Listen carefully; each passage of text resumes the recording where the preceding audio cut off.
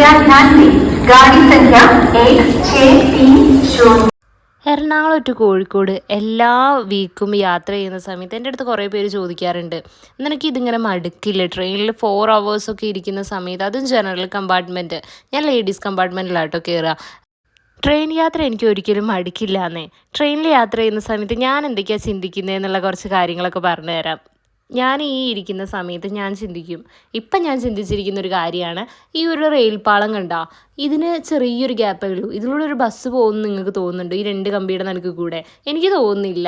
പിന്നെ ഇതിലൂടെ ഒരു ഓട്ടോ പോകും തോന്നുന്നുണ്ടോ? എനിക്കതും തോന്നുന്നില്ല. ഒരു 2 വീലറിന് പോകാനുള്ളൊരു കുഞ്ഞ ഗ്യാപ്പ് ഉണ്ട്. പക്ഷേ ഇത്രയും വലിയ ട്രെയിൻ, ഇത്രയും അധികം സ്പേസ്, ഇത്രയും വലിയ ട്രെയിനിനെ നിങ്ങൾ ഈ പാളത്തിലൂടെ എങ്ങനെയാണ് കൊണ്ടുപോകാൻ പറ്റുന്നത്?